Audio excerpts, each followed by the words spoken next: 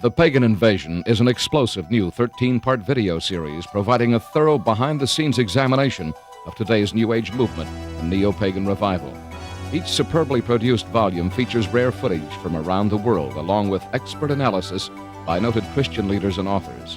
For more information, contact your local Christian bookstore or call 1-800-828-2290. California residents call 1-800-633-0869.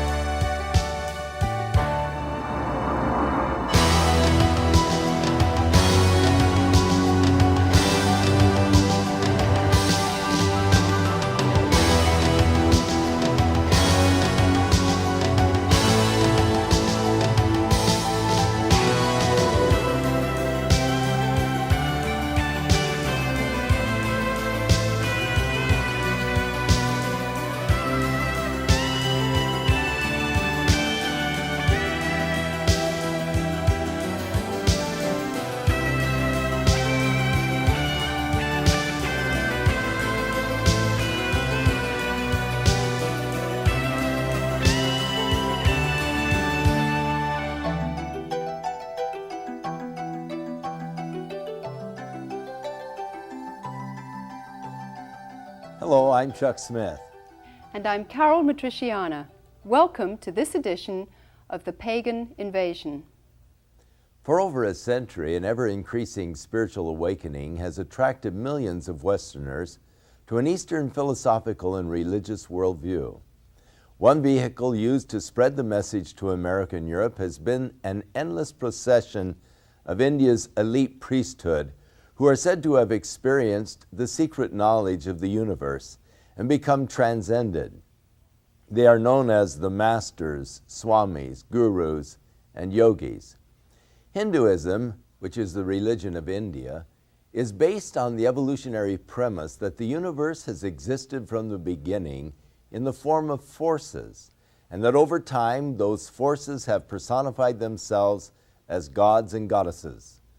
Hinduism then regards the elite priests, known as the Brahmins, as a part of God. And within this framework, the priest is seen as the equivalent of God, or in some instances, even greater than God. Originally, it was believed that the Hindu could only attain spiritual transcendence in his old age. But in 1861, through the supposed revelations of a dead incarnation of Guru Babaji, the idea that anyone in any stage of life could receive this secret knowledge was a welcome shortcut. A revelation indeed that was to be popularly received in the West through the teachings of subsequent gurus and God-men. The first such master, Swami Vivekananda, entered the United States in 1892 and officially introduced yoga and Hindu philosophy at the World Parliament of Religions in Chicago. His attempt to present Hinduism as science shocked his American audiences, many of whom considered Hindu occultism an abomination. But despite the seeming setback, Vivekananda's persuasive disciples ran with the analogy and have successfully propagated the message of paganism as science to the nations ever since. One of the most acclaimed of India's godmen, due to his association with the Beatles during the 60s, is Maharishi Mahesh Yogi. The Beatles encouraged millions of their fans worldwide to meditate their way to salvation through transcendental meditation, a user-friendly technique of Hindu mysticism artfully designed for the Westerner. However, after a few months, the Beatles became disillusioned with their personal yogi and publicly admitted that they had been spiritually duped. We made a mistake. I think other people are making a mistake. We go see them now. That's up to them. We saw. What? We're human, you know. What do you mean by a mistake? You spent a lot of... That's all, you know. We thought there was more to him than there was, you know. But he's human. And for a while we thought he wasn't, you know. Thought he was... Nevertheless, the millions already attracted by the Eastern message had swallowed the tantalizing alternative to Judeo-Christianity and had begun their pilgrimage to Eastern persuasion. The use of drugs was another contributing factor to the popularization of the Guru, who interpreted the experience of drugs and the experience of Eastern spiritual awakening as one and the same. Today, despite frequent media warnings of the fraudulent ways of the many godmen, the fanaticism to follow this now sanitized occultism prevails.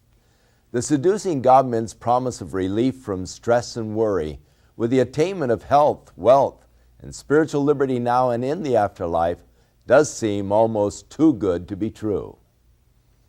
Our report begins in Delhi, India, where we talked with a number of these godmen and their followers.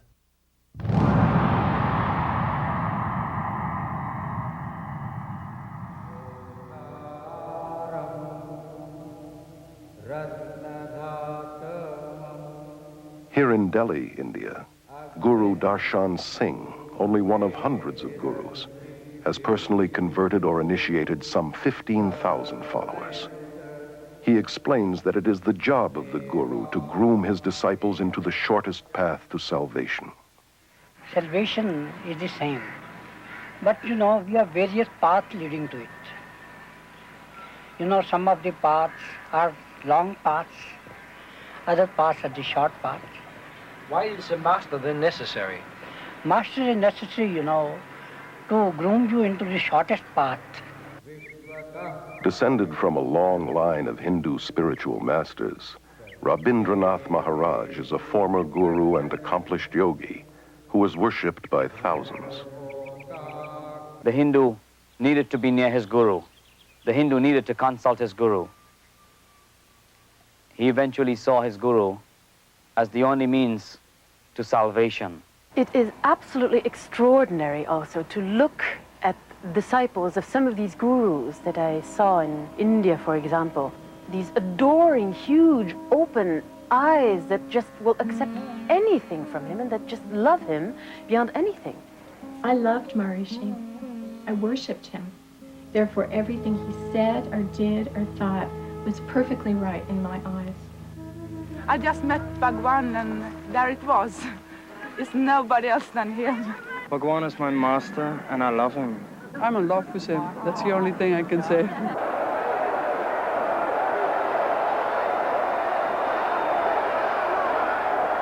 It is a love relationship. Master and disciple. Something happens in your heart when you see a master. Bhagwan's my master.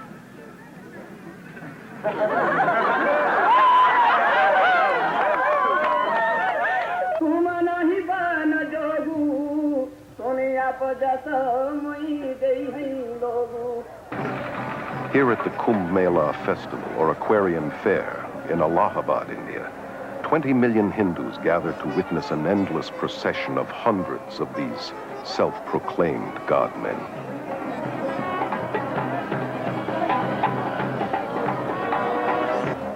Even the dirt beneath these gurus' feet is an aid to the disciple in his quest for salvation.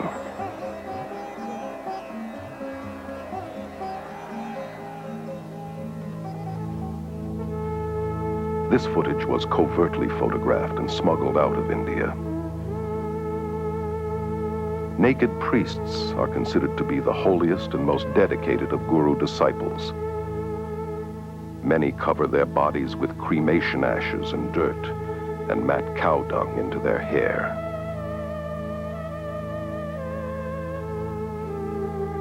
Some are armed and are dependent upon extremely potent drug concoctions.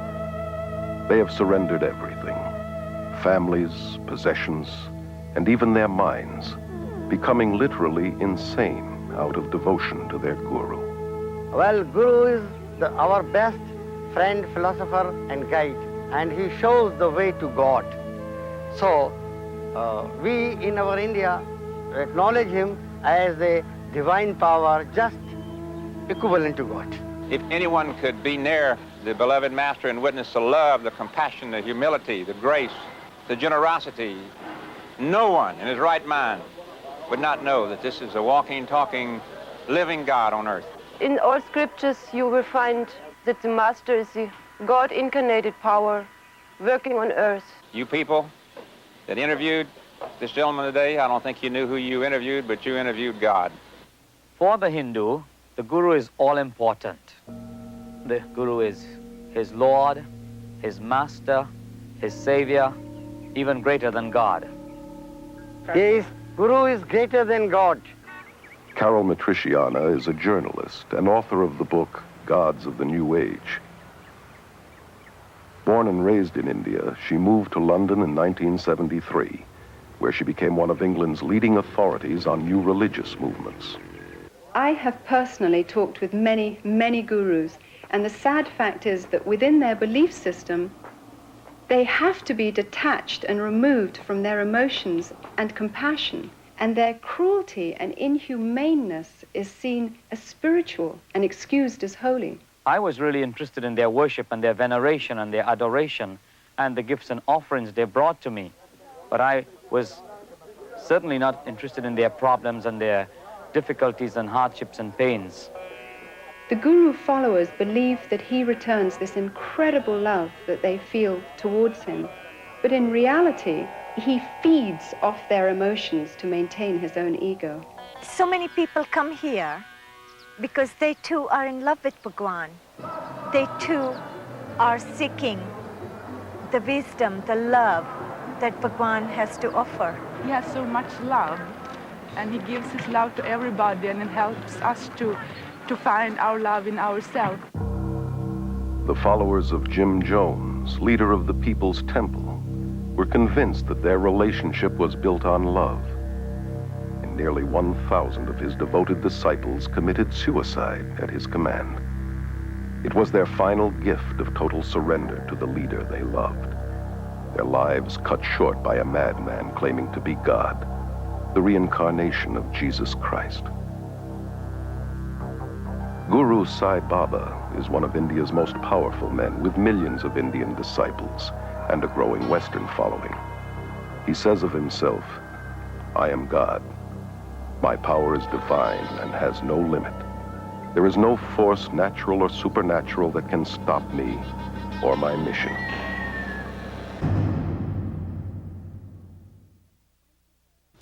Tao Brooks spent 20 years exploring the occult.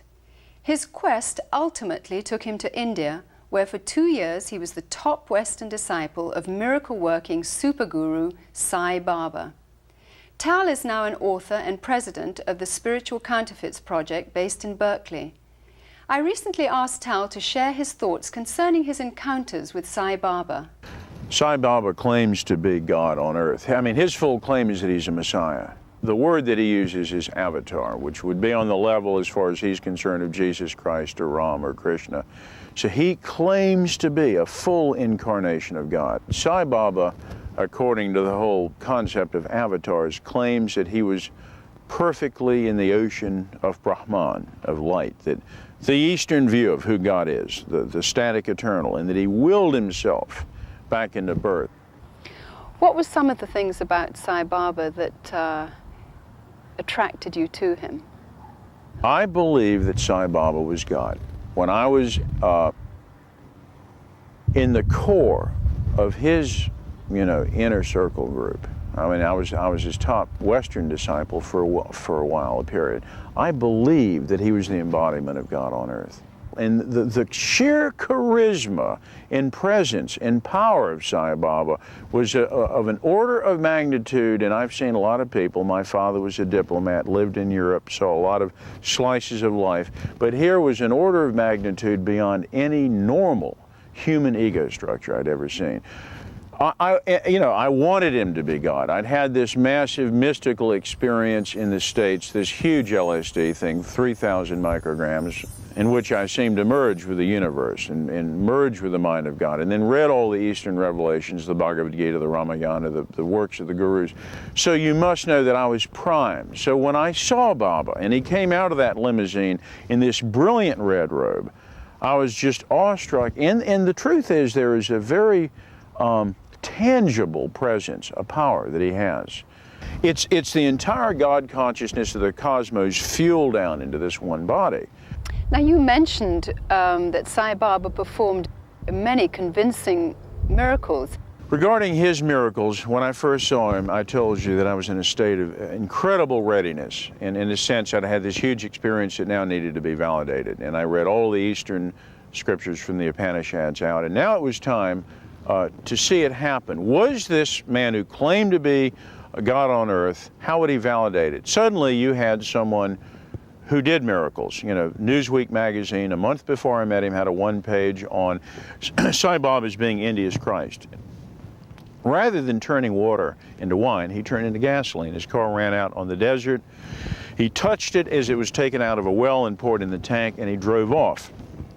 Many miracles were documented. So when I saw him, not only did he have this thoughtless, all-knowing perception of people's thoughts, not only did he tell me about particularities of my childhood and past that were privy information that he couldn't have known, humanly speaking, but over the 2 years that I was with him, I saw him heal people. This dermatologist from Stanford University, Tatacharya, the atheist, heard about Baba, was going to test him as a case in point. He flies to India. Baba already knows his name. Ah, Dr. Tatacharya, you've just come to get yourself healed.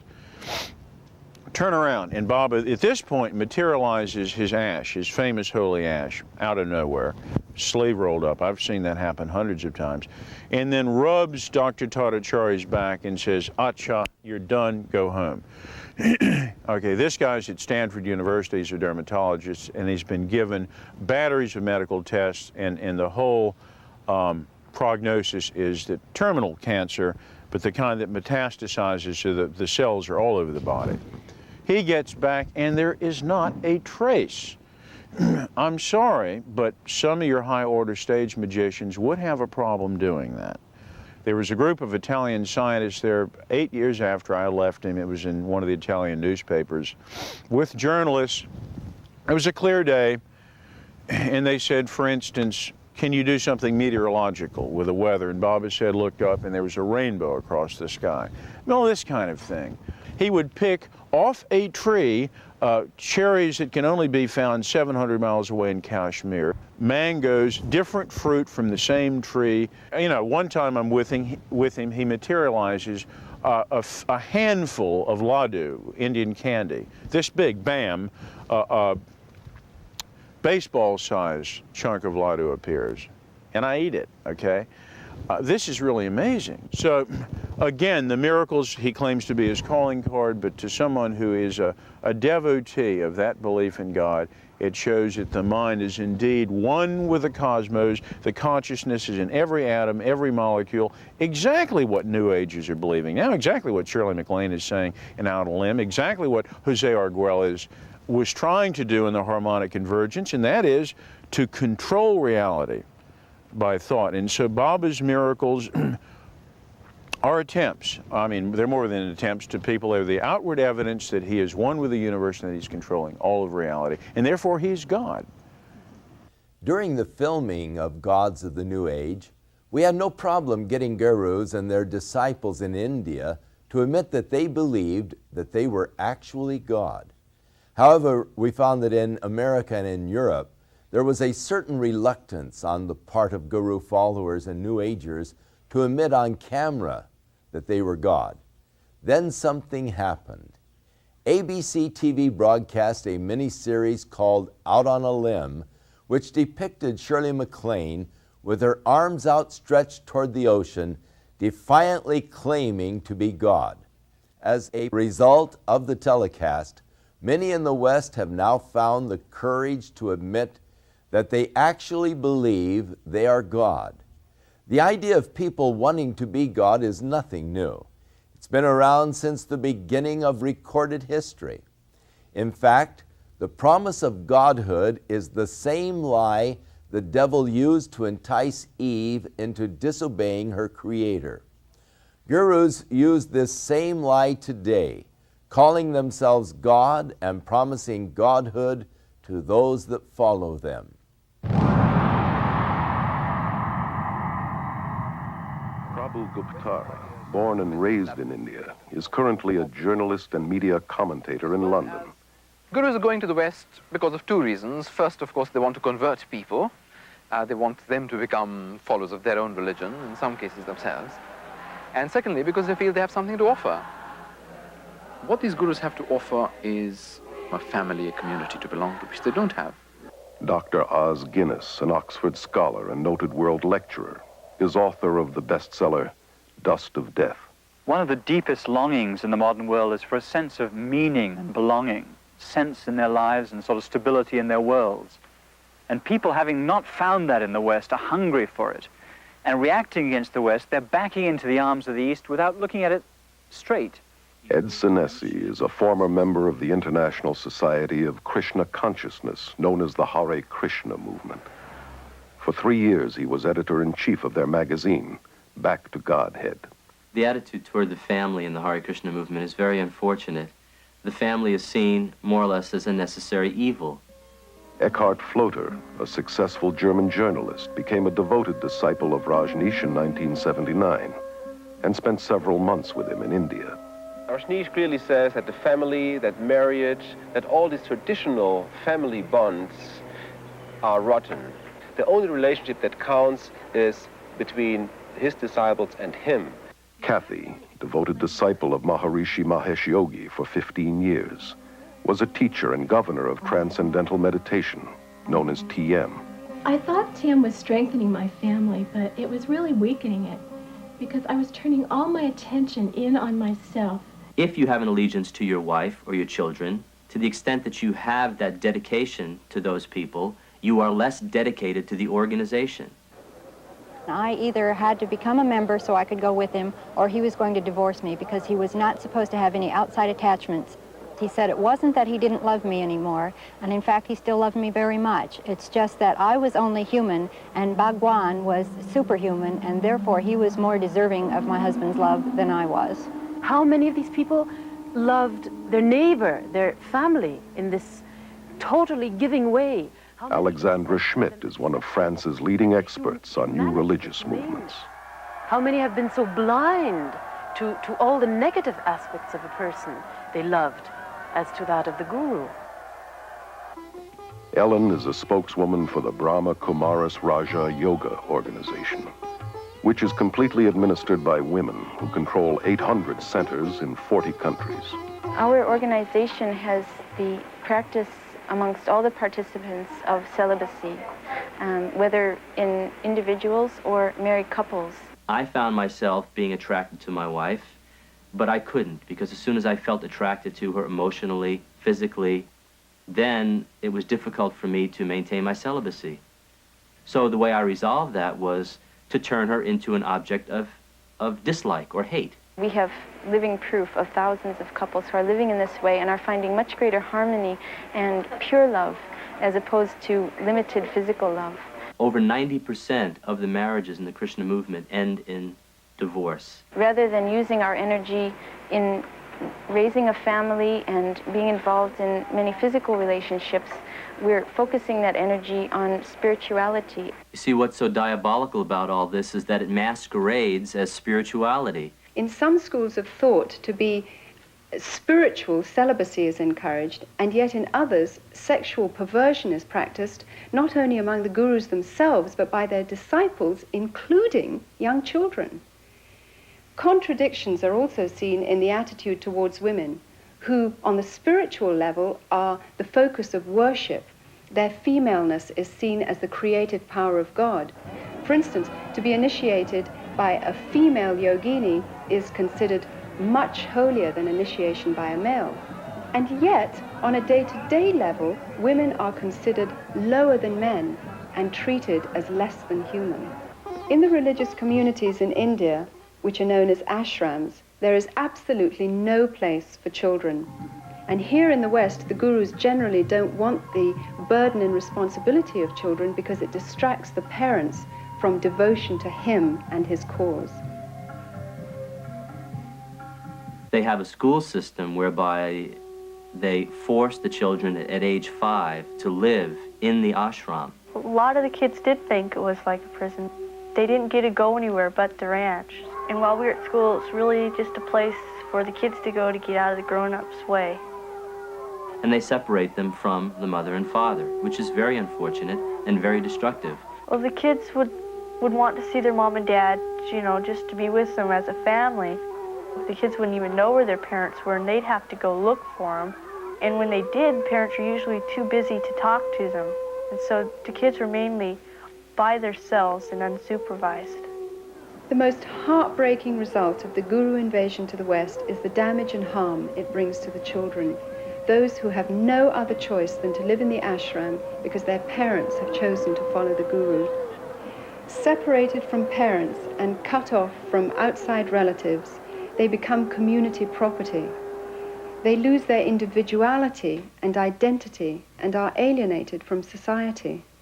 Pastor Friedrich Hack has written over 30 books on various cults and is Germany's leading expert on new religious movements. Children brought up in a cult are only educated to follow the commands of their leaders. They never experienced freedom. They never experienced a responsible life where they could have their own choice, where they could follow their will. I've had these children taken them to parks, and they've seen normal people, and they'd recoil in fear from them because they don't look like devotees. The men don't have shaven heads or robes. I didn't want to leave the ranch. I'd rather stay there because I was scared of the people outside of it. Because, I don't know, you just got a feeling down there, so you were worked into staying there. Now, why would an organization want to disrupt families like that? My own understanding in the cult dynamic is that it's a principle of control, divide and conquer.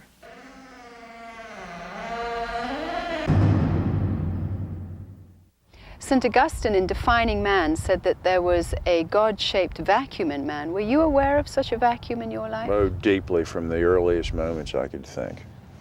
Unless we're absolutely shallow people, there is something in us that wants to know why in the world are we here? What is ultimate truth? We want to settle this issue. And I think Augustine's statement is key. We do have a God-shaped vacuum. And we learn later that we are made by God in the image of God, and we have a deeply spiritual impulse to know and to connect. What is it that we're searching for in the West that we haven't found? Well, I think of myself as a child and as a university student when I went from psychic stuff to LSD. There was a vacuum there, frankly, the Most Christian churches, most of them seem empty and irrelevant. They seem vacuous, and many of the pastors didn't even believe in what they claimed to believe. So I think there's been, even the Bible talks about a great falling away, and a falling away of belief and a falling away of purpose. And I think people pick up on that. I think that's why Shirley MacLaine has gone out on a limb. She's gone into the New Age. I think the reason they suddenly see this enthralling, colorful, exciting alternative where they can have their cake and eat it too. They can be God, and they can do what they want to. There's no such thing as sin. And in the Eastern system, you can be God, you're an immortal soul, you can reincarnate, you are part of the universe, you own the universe. Let me follow up on something you said. You said that you were seduced. Seduced is a negative word, and yet you've spoken about Sai Baba with such positive affection. What is happening here? I'm speaking about him to tell you how powerful he is, and some of these other gurus. I believe completely that there is something very diabolical happening. But again, I think people having a spiritual need, the Bible warns about counterfeits, and he is one of many. He is a seducer. Later, in retrospect, after having been under some of these people, I see that he is an antichrist. Sai Baba is an antichrist. Anti meaning either against or in place of. And Matthew 24:24, the verse that brought me to Jesus Christ, and there shall come false prophets and antichrists, working great signs and wonders, working miracles in their antichrist, to deceive, if possible, the very elect of God. So the Bible clearly has a category for people like Sai Baba and the New Age masters. So then you say, what is an antichrist and what category is that?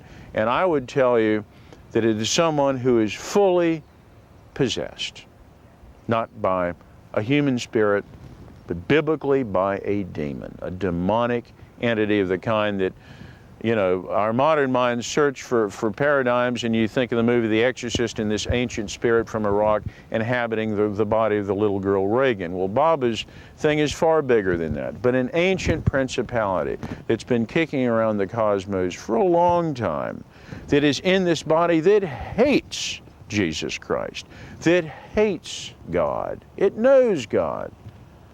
And therefore antichrist, instead of doing miracles, claiming to be God, like the devil in the wilderness with Christ saying, worship me, usurping God.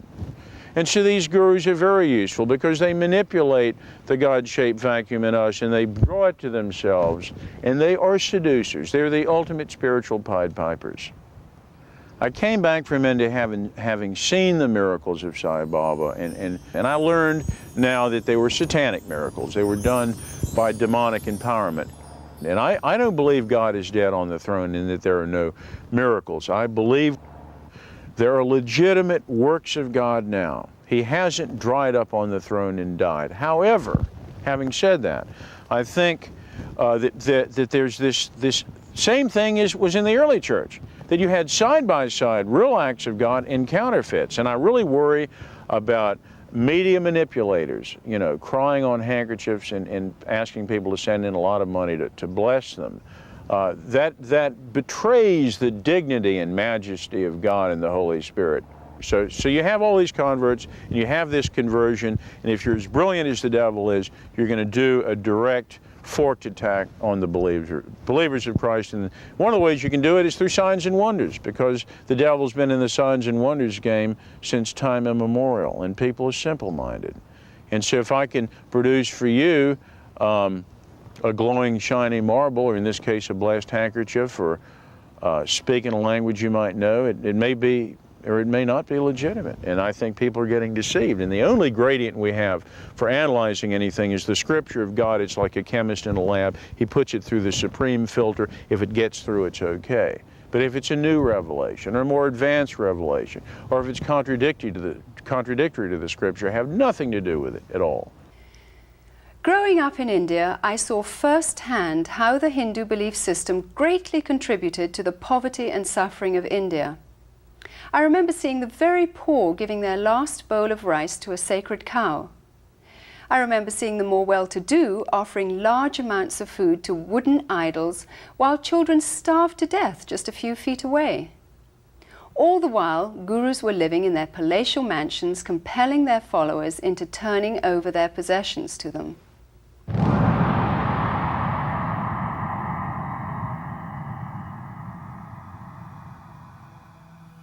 According to the Guru Gita, one of Hinduism's most important scriptures, the follower must not only adore and worship the Guru as God, but surrender himself and all his possessions as well. Most of the gurus that I know of in the West are super rich. Gurus are more interested in white disciples than in Indian disciples, largely because they get more money from the whites. Rob, former transcendental meditator for 13 years, was a TM governor and in charge of teacher training at Maharishi International University. The TM movement is very wealthy. They have land holdings all over the world. They have beautiful hotels in Switzerland. They have university campuses in the Midwest. They have academies on the East Coast, the West Coast. Here he was getting served on silver plates 6 times a day, sleeping on a very soft bed, riding around in a Mercedes. But supposedly he was so renounced that he wasn't attached to these things, so that gave him a right to enjoy them. Maharishi made a statement that says, when the money comes to me, he says it's transcendental. Money is our last priority. Everything else is our first priority. Hundreds of gurus have grown incredibly rich in the West through tax-exempt donations and the manufacture and distribution of every kind of memorabilia honoring these self-proclaimed godmen. They have acquired vast land holdings, armed bodyguards, and outrageous luxuries, from posh hotels to their own fleets of planes, helicopters, and, as in Rajneesh's case, Rolls-Royces. Why not Rolls-Royces? Why have anything less? This country is a capitalist country, and anything that produces or helps capitalism, why not? Anybody who says, why have Rolls-Royce? I say, you're a communist. The guru's hypocrisy is diabolical, criticizing the materialism and commercialism in the West and convincing their followers that non-materialism will get them up the spiritual ladder. These gods of the New Age are laughing all the way to the bank.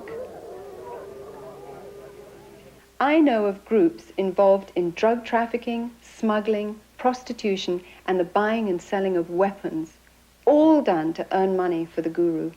I know of a variety of female disciples who were prostitutes in Bombay and making money with it. I have evidence that the Rajneesh organization is making a lot of their income through illegal trafficking of drugs into this country. If you have your head in a right place, you can create money.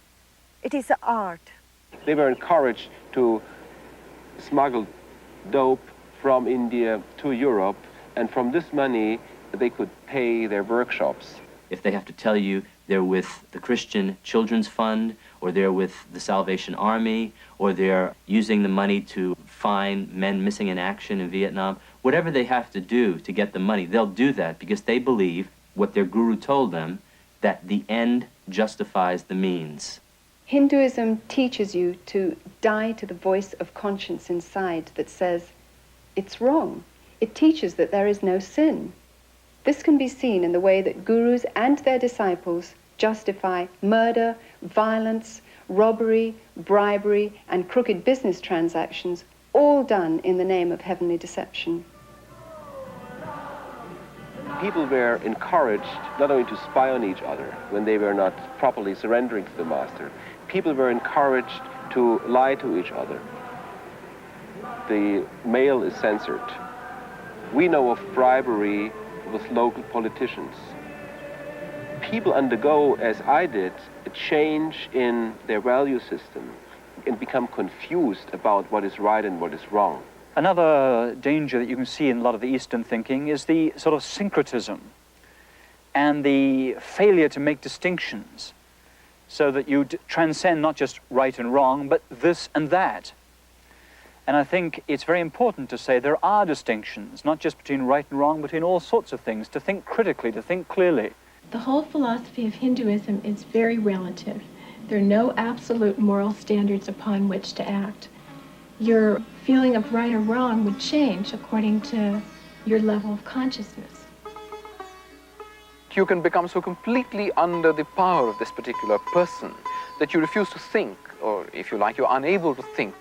You can lose the power to take decisions of any sort, no matter how trifling, in any area of your life. Sally Belfridge, former resident of Rajneesh's religious community in India, wrote of her disillusionment in her book, Flowers of Emptiness. I felt more and more kind of drawn into this emptiness of his. It's impossible to describe. It's more than charisma. Charisma doesn't do it justice at all. It's more than an aura. I really believed that he knew something I didn't, that he was on a plane that I was not. They ask you for total and also brainless obedience and worship because they are God and they are more than human, and you have to follow these gods. You are not asked to deal with your brain and to ask questions. I discover with amazement and dismay the readiness of people to submit. So many people in the world feel that they've got to fling themselves headlong and believe and give up their autonomy. People love to give up this heavy freedom that we have to carry with all the decisions and the effort it implies. Freedom in the East is freedom from individuality. So it's a detached freedom that has no high place of man. And a lot of the Eastern way of thinking is like a sort of mist that falls in, or it's been described as an embrace that smothers any differences. I found that I lost my identity somehow. He had no identity. He was a sort of conduit to the infinite. And I was somehow at the receiving end of something very strange and extraordinary.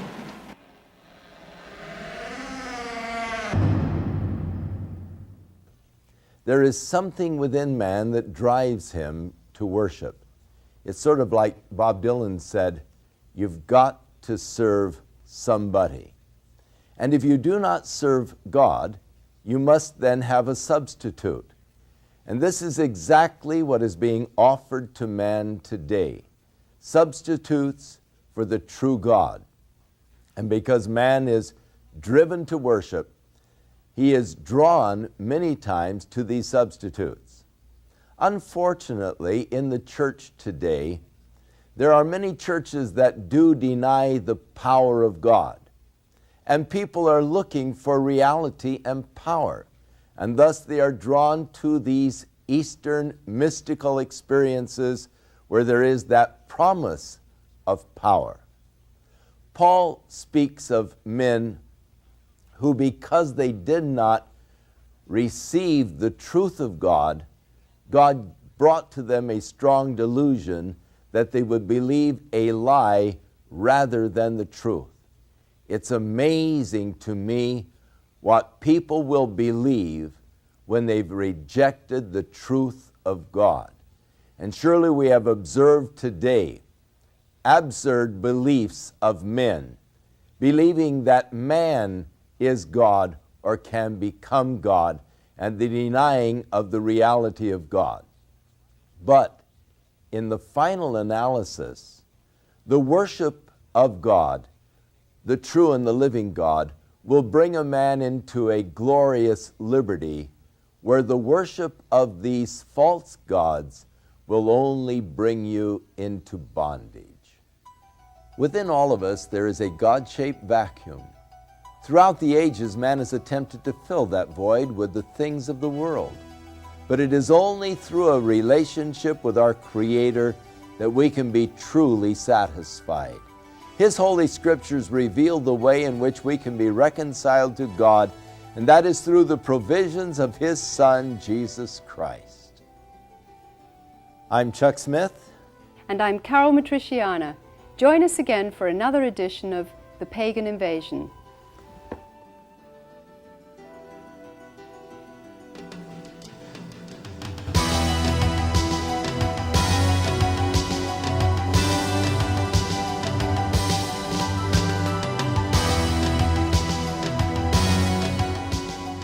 The Pagan Invasion is an explosive new 13-part video series providing a thorough behind-the-scenes examination of today's New Age movement and neo-pagan revival. Each superbly produced volume features rare footage from around the world, along with expert analysis by noted Christian leaders and authors. For more information, contact your local Christian bookstore or call 1-800-828-2290. California residents call 1-800-633-0869.